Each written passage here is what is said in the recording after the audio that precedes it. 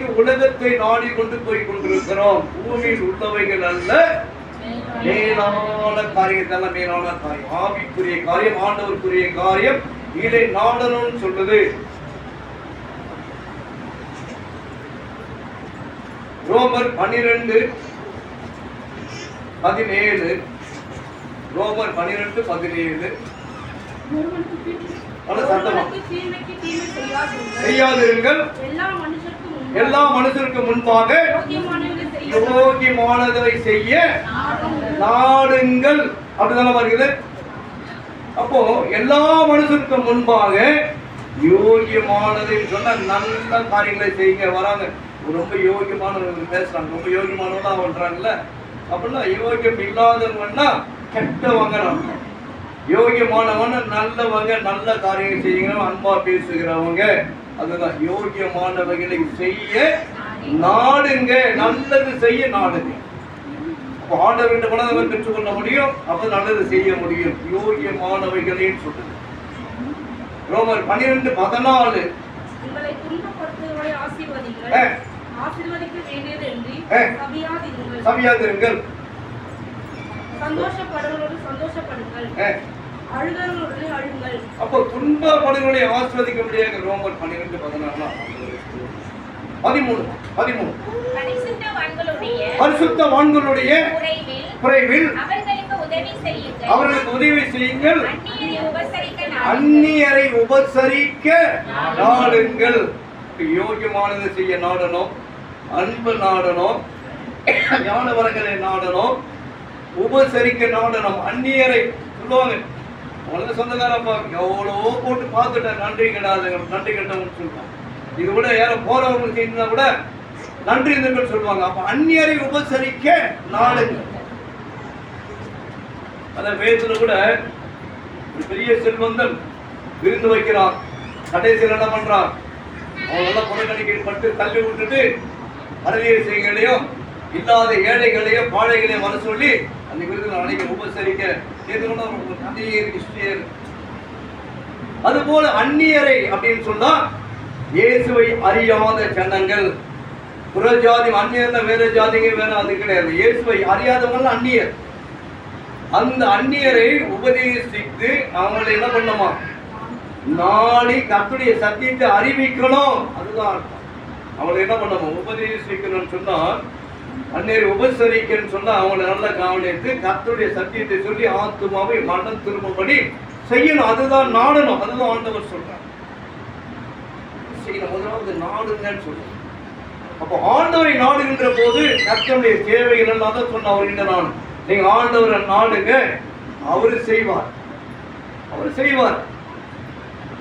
இந்த சனிக்கிழமை ஒரு 10 குடும்பம் ஒன்றா சேர்றாங்க, சேர்ந்து ப்ரேயர் பண்றாங்க. அப்போ சொன்னாங்க, இந்த மாதிரி வந்த பிரதர் ஒருத்தர் சொன்னாரு, ஆண்டவரை நாடுங்க, ஆண்டவரை தேடுங்க, ஆண்டவர்கிட்ட ஓடுங்க, வேற எங்கேயும் போவாதீங்க, ஜெபம் பண்ணுங்க போயிட்டு. சரிங்க ஐயா, காலையில 3-4 நல்லா போட்டு ஜெபம் பண்ணுங்க, கண்டிப்பா நான் சர்ச்சை முடிச்சுட்டு வரேன், நல்ல செய்தி என்கிட்ட சொல்லுவீங்க, கண்டிப்பா உங்களுக்கு கிடைக்கும் போங்க அப்படின்னு சொல்லி அனுப்பிச்சு வச்சிருக்கோம். அவரு நிச்சயமா ஆண்டவரை நாடுகின்ற போது கர்த்தர் ஒரு குறைவும் வைக்க மாட்டார். நிறைவானது வரும்போது குறைவானது ஒளிந்து போகும். அப்போ ஆண்டவரை நாடனா உங்க வாழ்க்கையில உங்க சரீரத்துல ஒரு குறையும் இல்லாதபடிக்கு கர்த்தர் எல்லாவற்றையும் மாற்றுவார். 1 கொரிந்தியர் 13:10 சொல்லுகிறது. 1 கொரிந்தியர் 13:10. நிறைவானது வரும்போது குறைவானது ஒளிந்து போகும் சொல்லுது. நிறைவானது வரும்போது குறைவானது ஒளிந்து போகும். 1 தெசலோனிக்கேயர் 5:15 சொல்லுகிறது. 1 தெசலோனிக்கேயர் 5:15. ஒருவனும் தீமைக்கு தீமை செய்யாதபடிக்கு பாருங்கள், உங்களுக்குள்ளும் யாவருக்குள்ளும் நீங்க உங்களுக்குள்ள மற்றவங்களுக்குள்ள என்ன பண்ணணுமா, எப்போதும் நன்மை செய்ய நாடணுமா. என்ன செய்யணுமா, நன்மை செய்ய நாடுன்னு சொன்ன என்ன அர்த்தமா, நன்மை செய்ய நாடணும் என்ன அர்த்தம், நன்மை என்பது ஆலயம், நன்மை என்பது வேதம், நன்மை என்பது ஜெபம், நன்மை என்பது ஆண்டவருக்கு உண்டான காரியங்கள் தான். நம்ம நினைக்கிற உலக நன்மை அல்ல. கர்த்தர் நல்லவரும் நன்மை செய்கிறவருமாய் இருக்கிறார். சங்கீதம் 119:68 வாசிக்க பார்க்கலாம். சங்கீதம் 119:68. 119:68. தேவரீர் நல்லவரும் நன்மை செய்கிறவருமாய் இருக்கிறீர். உங்களுடைய பிரமாணங்களை எனக்கு போதித்து கர்த்தர் நல்லவர், நன்மை செய்கிறவர். அந்த நன்மையான இயேசு கிறிஸ்துவை தான் நம்ம பற்றிக்கொள். நன்மை செய்ய நாடுகள் சொன்னா அவரை தான் நாடணும். அவர் எங்க இருக்காரு? ஆலயத்தில் நாடுங்க. அடுத்து நாடணும். வாசிக்கப்பட்ட 1 ராஜாக்கள் 8ஆம் அதிகாரம் 29ஆம் வசனம் கொஞ்சம் வாசிக்க பார்க்கலாம். 1 ராஜாக்கள் 8:29. உமது அடியே இவ்விடத்திலே செய்ய விண்ணப்பத்தை கேட்கும்படி விளங்கும் என்று நீ சொன்ன மேல் கண்கள் இரவும் பகலும். அப்ப பாருங்க, ஆண்டுடைய கண்கள் எங்க இருக்கிறதா? ஆலயத்தில் இருக்கிறது. அந்த ஆலயத்தை நீங்க நாடுகின்ற போது உங்களை கர்த்தர் பார்ப்பார். யார் யார் வராங்க, யார் யார் போறாங்க, அவங்க குறைகள் என்ன, அவங்க தேவைகள் என்ன, எல்லாவற்றையும் கர்த்தர் நிறைவேற்றி சந்தோஷமாய் சமாதானங்களை கர்த்தர் திருப்பி அனுப்புவார். வேதம் சொல்லுகிறது 2 நாளாகமம் 7:15, இந்த ஸ்தலத்திலே ஏறெடுக்கப்படுகின்ற ஜெபத்திற்கு என் கண்கள் திறந்தவைகளும் என் செவிகள் கவனிக்கணுமாய் இருக்கும். ஆலயத்தில் ஆண்டவர் இருக்காரு. இங்க வந்தாதான், இங்க நாடுனாதான் கர்த்தர் உன்னை பார்ப்பாரு, உன் ஜெபத்தை கேட்பாரு. உன் குறை என்ன சொல்லு, சொன்னாதான் தெரியும். சொல்லுவாங்க, இப்ப வந்து கம்பெனி பண்றீங்க, என்ன சொன்னாதானே எனக்கு தெரியும். என்ன உனக்கு வேணும் சொல்லு, என்ன உன் குறை. அது ஆண்டவர் கேட்கிறதுக்கு வந்து சொன்னா போதும். ஆண்டவர் எல்லாவற்றையும் வாழ்க்கையில அவர் இரட்டிப்பாய் 4 தனையாய் 30, 60, 100 கர்த்தர் செய்ய வல்லவர். அவர் வல்லமையும் கர்த்தரை நாடுங்க, ஆலயத்தை நாடுங்க. அதுதான் ஆண்டவர் சொல்றார். எடுத்தீங்களா? இந்த ஸ்தலத்திலே செய்யப்படும் ஜெபத்திற்கு என் கண்கள் திறந்தவைகளும் என் செவிகள் கவனிக்கிறவமாய் இருக்கும். அப்ப ஆலயத்தை நன்மை என்பது ஆலயம், அதை நாடணும். வேதத்தை வாசிக்கிற வேதத்துல நாடணும். கர்த்தர் இருக்காருங்க. ஆண்டவர் தான் வசனம். சத்தியத்தை அறிவீர்கள், சத்தியம் உங்களை விடுதலையாக்கும். சத்தியமே வசனம், வசனமே சத்தியம். யோவான் 17:17 சொல்லுகிறது, இந்த வசனமே சத்தியம். அவர் தான் ஆண்டவர், அவர் தான் சத்தியம். இதை வாசித்தா, இதை நாடுனா உங்க வாழ்க்கையில விடுதலை என்று கர்த்தர் சொல்லுகிறார். அல்லேலூயா. வாசிங்க, பட்டு வாசிங்க. நேரம் ஐயா. இப்படி சத்தியத்தினாலே அவர்களை பரிசுத்தமாக்கும் உங்களுடைய வசனமே சத்தியம். இந்த வசனம் தான் சத்தியம். சத்தியம் தான் இயேசு கிறிஸ்து. சத்தியம் தான் இயேசு கிறிஸ்து. நான் பல முறை சொல்லியிருக்கேன். ஆதியில வார்த்தை இருந்தது, அந்த வார்த்தை தேவனிடத்தில் இருந்தது, அந்த வார்த்தை தேவனாய் இருந்தது. அந்த வார்த்தை மாம்சமாகி கிருபையினாலும் சத்தியத்தினாலும் நிறைந்தவராய் நமக்குள்ளே வாசம் பண்ணினார். யோவான் 1ஆம் அதிகாரம் 14ஆம் வசனம். யோவான் 1:14. அந்த வார்த்தை மாம்சமாகி கிருபையினாலும் சத்தியத்தினாலும் நிறைந்தவராய் நமக்குள்ள வாசம் பண்ணார். அந்த வார்த்தையை தான் கிருபை, சத்தியம், அவர் தான் ரெண்டுமே. அந்த சத்தியத்தை அறிந்தா உனக்கு விடுதலை. இந்த வசனம் தான் சத்தியம்.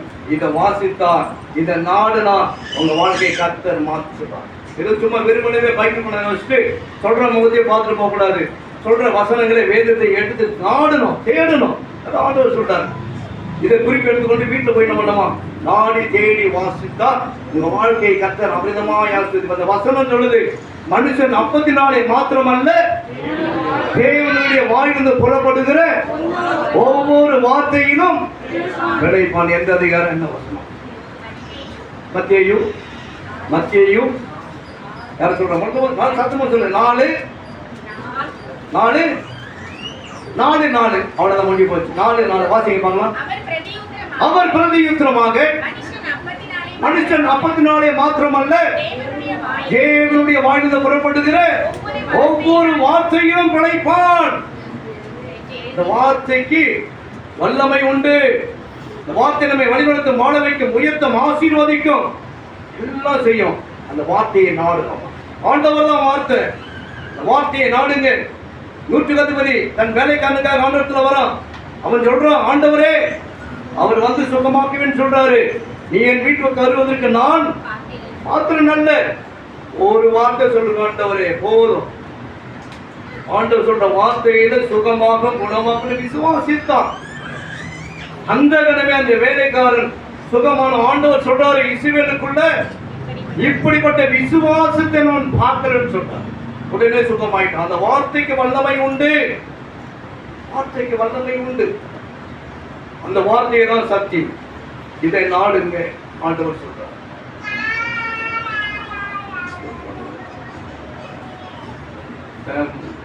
ரோமர் 12ஆம் அதிகாரம் 18, 19 கூடுமானால் உங்களால் மட்டும் 12 ரோமர் 12, 18 அதான் வருதா? 19 வாசிங்க.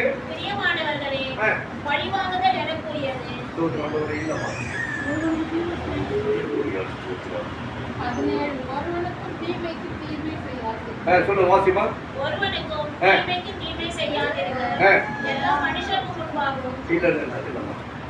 நன்மை கொடுத்து ஒரு 5 காரியம் நம்ம சொல்லி அப்படி பேசி சொல்றது.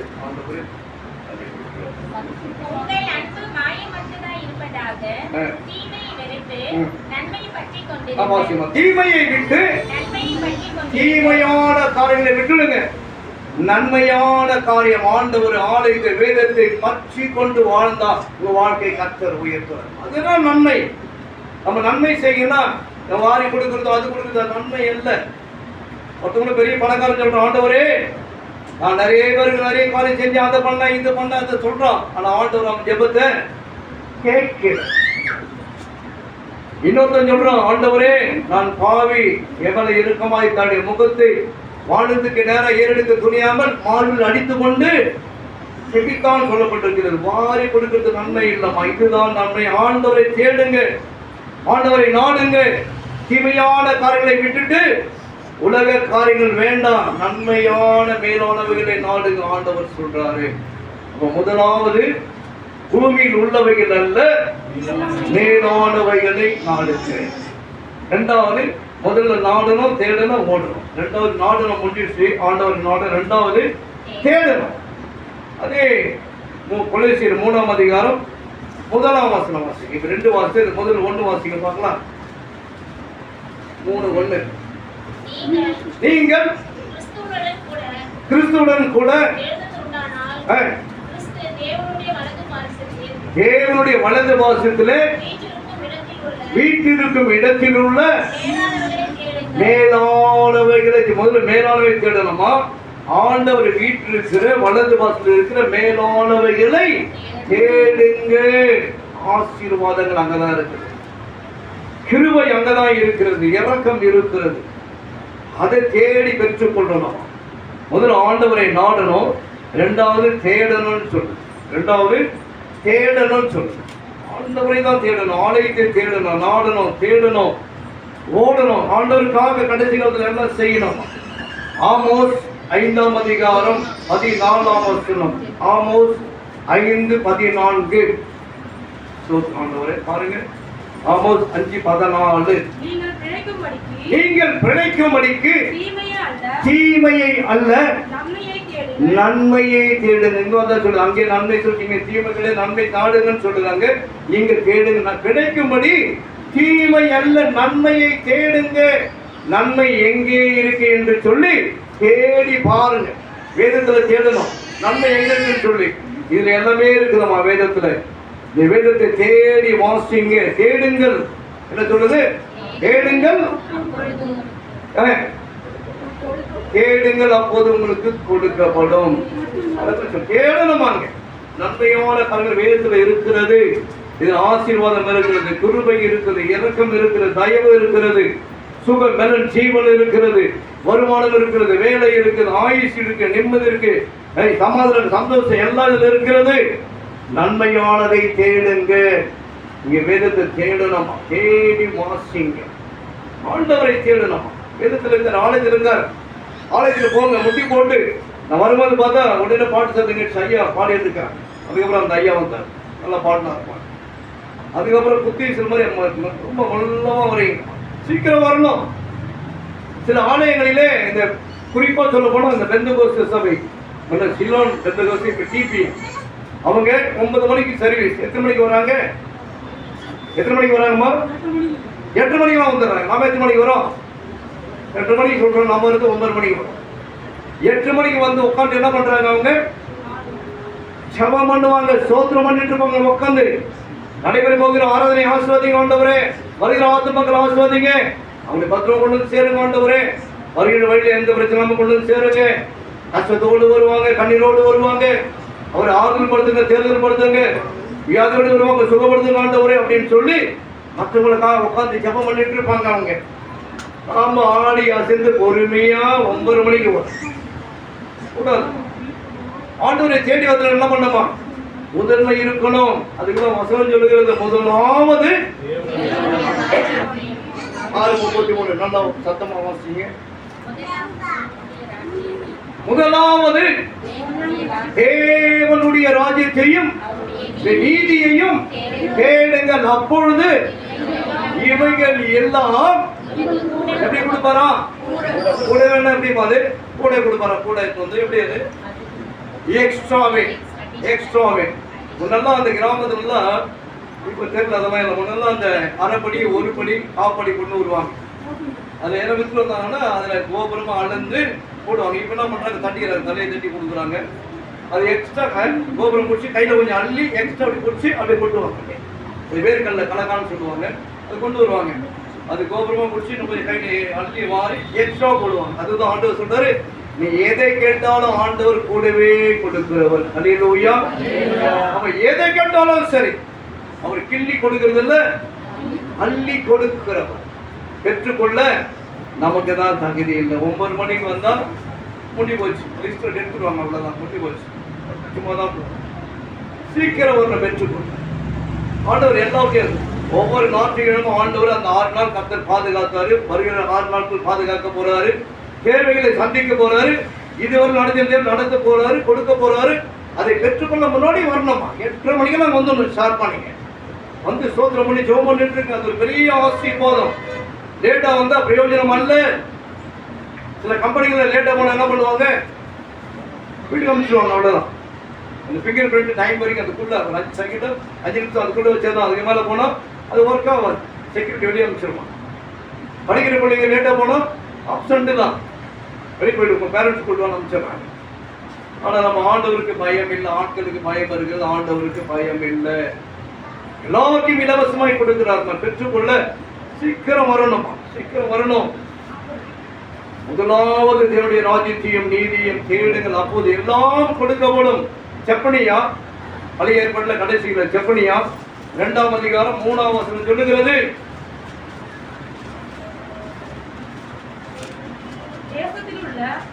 வாசிக்கமா? தேசத்தில் உள்ள எல்லா சிறுமையானவர்களே கர்த்தருடைய நியாயத்தையும் நடப்பிக்கிறவர்களே அவரை தேடுங்கள். சொல்றது கர்த்தரை தேடணும், நீதியை தேடுங்க, மனத்தாழ்மையை தேடுங்க. அழகா சொல்லுங்க, கர்த்தரை தேடுங்க, நீதியை தேடுங்க, நியாயத்தை தேடுங்க, மனத்தாழ்மையை தேடணும். மனத்தாழ்மை எங்க இருக்கிறது? ஆண்டவருக்குள்ள வந்துட்டா போ, கடவுள்கிட்ட போ, நல்ல புத்தி கொடுங்க வேண்டிக்க அப்படின்றாங்கல்ல. நல்ல புத்தி என்பது கீழ்ப்படுகிற தன்மை. மனத்தாழ்மை என்ன பண்ண தேடணும். ஆலயத்தில் போய் ஆண்டவரே அந்த சொல்லுவாங்க, எனக்கு அப்படிப்பட்ட அந்த கோபம், தாபங்கள், எரிச்சல், டென்ஷன் எல்லாம் தாழ்மை கொடுங்க ஆண்டவர். இங்க வந்துட்டாவே தாழ்மை உங்களுக்கு வந்துடும். ஏன்னா ஆண்டவர் தன்னை மரண பரியந்த தன்னை தாழ்த்தினவர். அங்க வந்து சேர்க்கை சொல்லுவாங்க, நல்லவங்களுக்கு வந்து நல்ல புத்தி இருக்கும், சேர்ந்தது கெட்டவங்க கூட என்ன புத்தி, கெட்ட புத்தி தான் இருக்கும். அவன் கூட நல்ல கூட சேர்ந்தது நல்ல புத்தி இருக்கும். ஆண்டவரை தாழ்த்துகிறவர், மரண பரியந்த தாழ்த்து. அவர்கிட்ட வந்து உனக்கு என்ன இருக்குமா? மனத்தாழ்மை இருக்கும். அந்த மனத்தாழ்மை இங்க தேடுங்க. வந்து வேதம் வாசிக்கின்ற போது மனத்தாழ்மை ஆட்டோமேட்டிக்கா வந்துருமா. எது சும்மா திறந்து வாசிக்க கூடாது. திறந்து வாசிக்கணும். நான் கூட பல பேருக்கு சொன்னேன். ஆனா யாரும் அதை ஃபாலோ பண்ணணும்னு நினைக்க. சில ஆளுங்க ஃபாலோ பண்ணி முடிச்சுட்டாங்க. சில ஆளுங்க நானே என்ன பண்ண, பெங்களூர் ஏசி தியாலஜிக்கு நாங்கள் பைபிள் கோர்ஸ் பண்ண சான்றிதழ் கூட வாங்கி கொடுத்துட்டோம். ஒரு முறை உங்களுக்கு சொன்ன பைபிள் 6 மாசத்துல தரவா படிக்கலாம்னு சொன்னேன். அது எப்படி வாசிக்கணும்னு சொன்ன ஞாபகம் இருக்காமா? யாருக்காவது ஞாபகம் இருக்கா? இல்லையா? அதாவது நம்ம ஒரு வருடத்துல பைபிள் வாசிக்க ஒரு அட்டவணை அந்த ஜனவரி முதல் ஆண்டு கொடுப்பாங்க. சில இடத்துல சர்ச்சிலாம் அது எதெல்லாம் மாறி மாறி இருக்கும். அதெல்லாம் வேணான்னு சொல்லிட்டு நான் ஒரு மெத்தட் சொன்ன அப்படிதான் படித்தேன். நான் மலேசியாவில் கூட பைபிள் காலேஜில் அப்படிதான் கிளாஸ் சொல்லி அப்படின்னு சொல்லி நிறைய பேர் பண்ணிருந்தாங்க. இப்போ இடையில போக முடியாமல் போயிடுச்சு. அங்கே நான் சொன்னேன், வேதத்தில் ஆதி ஆகமம் முதல் கொண்டு வெளிப்படுத்தின விசேஷம் வரைக்கும் ஒவ்வொரு அதிகாரத்திலும் ஒரு வார்த்தை 3 முறை வருதுமா. 3க்கு மேலேயும் வருது. அந்த ஒரு வார்த்தை ஒரு கிரியேட் பண்ண, ஒரு கிரியேஷன், ஒரு உருவாக்கத்தை வரும். அந்த வார்த்தை எங்கள் தேடி நோட் பண்ணி சொன்ன உங்ககிட்ட 2 முறை சொல்லியிருக்கேன். நோட் புக் வாங்கிங்க. ஆதி ஆகமம் 1ஆம் அதிகாரம் அப்படி போட்டு அன்லைன் பண்ணுங்க. வசனம் தேடி பாருங்க. இப்ப சொல்றேன், சிருஷ்டிப்புன்னு வரும். 3 முறை வருதுமா. அது எங்கெங்க வந்து தேடி எடுத்து சிருஷ்டிப்பு இங்க வந்து இங்க வந்து இங்க வந்து எழுதிக்கணும். அப்படி திருப்புங்க. படைப்புன்னு வருது. அது எங்கெங்க வருதுன்னு பாருங்க. படைப்பு, இந்த வசனம் வருது. இப்படி தேடி தேடி வாசிக்கின்ற போது பைபிளை 6 மாசத்துல தரவா நீங்க படிச்சிடலாம். அப்படிதான் படிச்சோம். கேட்கணும். ஒரு வார்த்தை வருது. அந்த வார்த்தை ஒரு அதிகாரத்துல 3 முறை வருது. அது எந்த வார்த்தைன்னு சொல்லி தேடி தேடி பாருங்க. அப்படி பார்த்தா நோட் புக்கில் வச்சுக்கணும். அழகா ஆதியாகமம், யாத்திராகம், லேவியராகமம் அப்படியே ஒவ்வொன்றும் இப்படி எழுதி ஒவ்வொரு வார்த்தையை எடுத்து எடுத்து எழுதினே வந்தா ஈஸியா நீங்க தேடி தேடி வாசிக்க. பைபிளுக்குள்ள உங்க மனசுக்குள்ள அப்படியே நிற்க. யாரும் வாசிக்கிறது இல்லை. ரொம்ப நாத்தியமாக கொண்டு வந்து பைபிள் எடுத்து தூக்கி போட்டாலும் அதோட அடுத்த நாத்தியம் தான் எடுக்கிறாங்க. நம்ம இல்லை எடுங்க. நீங்க தேடணும். இங்க தேடினவங்களுக்கு மனத்தாழ்மை இருக்கும். எப்படி வாழணும், எப்படி வாழக்கூடாது, எப்படி செய்யணும், செய்யக்கூடாது, எப்படி நடக்கணும், நடக்கூடாது, எது நல்லது, எது கட்டது, மொத்தம் இதுக்குள்ள இருக்குதுமா. இதை தேடணும். நாங்கள் தேடுறது தேடுங்கன்னு சொல்றது ஆண்டவர் சொல்றாங்க. நீங்க தேட சொல்றாங்க. அப்போ ஆண்டவரை முதலாவது நாடுங்க. 2வது ஆண்டவரை வலது பசத்தில் இருக்கிற மேலான காரியங்களை தேடுங்கள் சொல்லுது. தேடணுமா. சங்கீதம் 9:10 சொல்லுகிறது. சங்கீதம் 9:10. சங்கீதம் 9:10. கர்த்தாவே உம்மை தேடுகிறவர்களை நீர் கைவிடுவதில்லை. ஆண்டவரை தேடினா உன்னை கைவிட மாட்டாரு. ஆண்டவரை தேடணும். இங்க பார்த்த நன்மையை தேடுங்க. எது தேடணும்னு சொல்லி பார்த்தோம். இங்க சொல்லுது கர்த்தரை தேடினா கர்த்தர் உன்னை கைவிட மாட்டார். அப்போ ஆண்டவர் எங்க போய் தேடணும்? ஆலயத்துல போய் தேடுங்க. சில ஆலயங்கள் எப்போ திறந்து வச்சிருப்பாங்கம்மா. ரோட்ல போறவங்க கூட வந்து என்ன பண்ணுவாங்க, உட்காந்து முட்டி போட்டு சும்மா ஒரு சிலுவையாவது போட்டு தொட்டு இப்படி கும்பிட்டு போயிட்டே இருக்கிறாங்க. சில பேர் முட்டி போட்டு ஜெபம் பண்றாங்க, அழுது ஜெபம் பண்ணுவாங்க. சில பேர் ராணிப்பேட்டை சென்ட் மேரிஸ்லாம் அந்த ஹாஸ்பிட்டல் வரவங்கெல்லாம் என்னுடைய சொந்தக்காரங்க இல்லை யார் பிள்ளைங்களோ யாரோ சுகமாகணும்னு சொல்லி வந்து முட்டி போட்டு அழுது ஜெபம் பண்ணுவாங்க. நாங்கள் போனால் எந்த ஊருமா எந்த ஊருங்க ஐயான்னு கேட்டு விசாரிச்சு நாங்கள் அவங்களுக்கு ஜெபம் பண்ணுவோம். இப்படியாக அங்கே போகும்போது ஆண்டவர் என்ன பண்றாரு? தேடுகின்ற போது கர்த்தர் நன்மையான காரியங்களை வாழ்க்கையை செய்கிறார். தேடணும், கைவிட மாட்டார். எத்தனையோ பேர் சாட்சி சிஎம்சில் அந்த சேப்பலுக்குள்ள போய் செப்பம் பண்றாங்க. நீங்க விசாலத்துல அந்த பைபாஸ்லயே ஒரு சிஎஸ்ஐ சர்ச் இருக்கு. ஹேலன் சொல்லி ஒருத்தர் கேட்டீங்க. இப்ப பக்தன் இருந்தாரு. அதுக்கப்புறம் யாருக்கு அங்கே தெரிலாங்க. அங்க செய்திக்கு போனேன். அங்க ஒரு முஸ்லீம் சகோதரிங்க ஒரு 6 பேர் வந்து உட்காந்துருக்காங்க. பர்தா போட்டு உட்காந்துருக்காங்க. எனக்கு ஒன்றும் புரியல. சரி செய்தி கொடுத்துட்டேன். அப்புறம் நான் சொன்னேன், அப்புறம் சிஸ்டர் உங்களை வந்து இப்படி வரதுக்கு ஜமாத்துல ஒத்துக்க மாட்டாங்களே அப்படின்னு. ஐயா எங்களுக்கு ஜமாத்தை முக்கியம் இல்லை ஐயா, எங்களுக்கு ஏசப்பா தான் முக்கியம்னு சொன்னாங்க. என்னம்மா அவங்க வாழ்க்கையில சொல்லுங்க அப்படின்னு சொன்ன முன்னாடி நாங்கள் சாட்சியலாங்க சொல்லிட்டேன் ஐயா அப்படின்னாங்க. எனக்கு கேட்கலாமா சொல்லுங்க அப்படின்னு. அப்போ சொல்றாங்க, அவங்க கொல்லத்து மேடு ஸ்டாப்பிங் விசா. அவங்க அம்மா ரோடு கிராஸ் பண்ணும்போது ஒரு லாரி மேலே ஏறிடுச்சான். 2 காலை நசுங்கி போச்சு, நொறுங்கி போச்சு. அடுக்கு மாதிரி கொண்டு போனாங்க. அங்கே சொன்னாங்கன்னா டாக்டருங்க 2 காலை எடுத்துருந்தோம், நோ யூஸ் அப்படின்னு. 2 காலை எடுத்துட்டு சொல்லிட்டாங்க.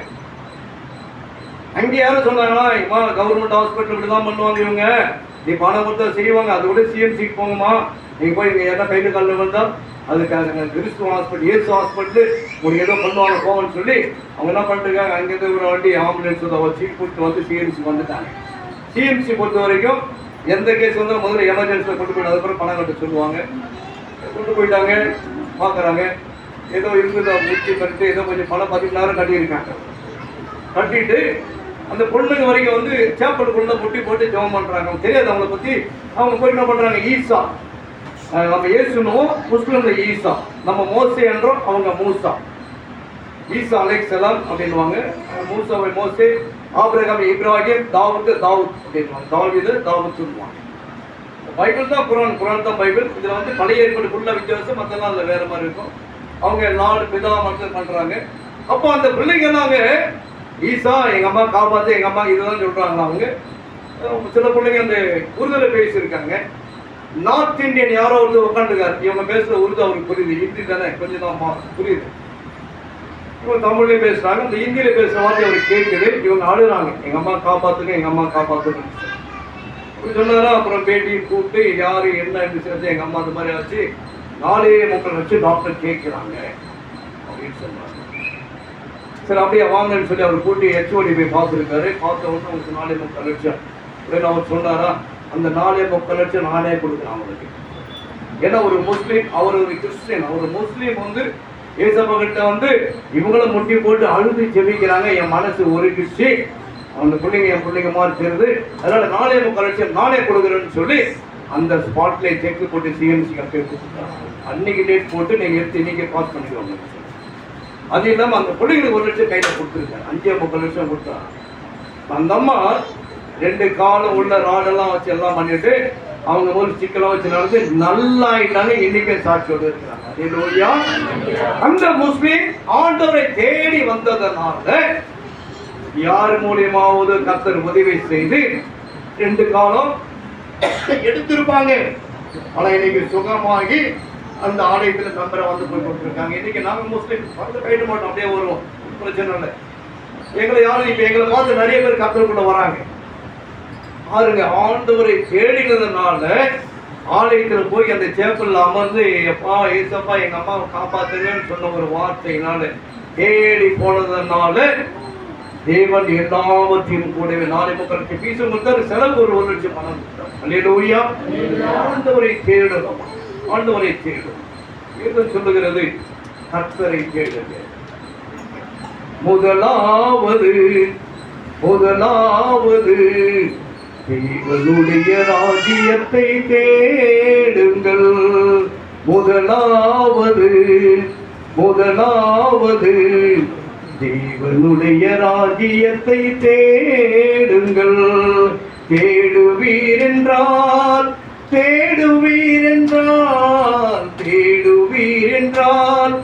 தேடுவீரென்றால் உலகிடமும் உணவும் கூட கொடுக்கப்படும்.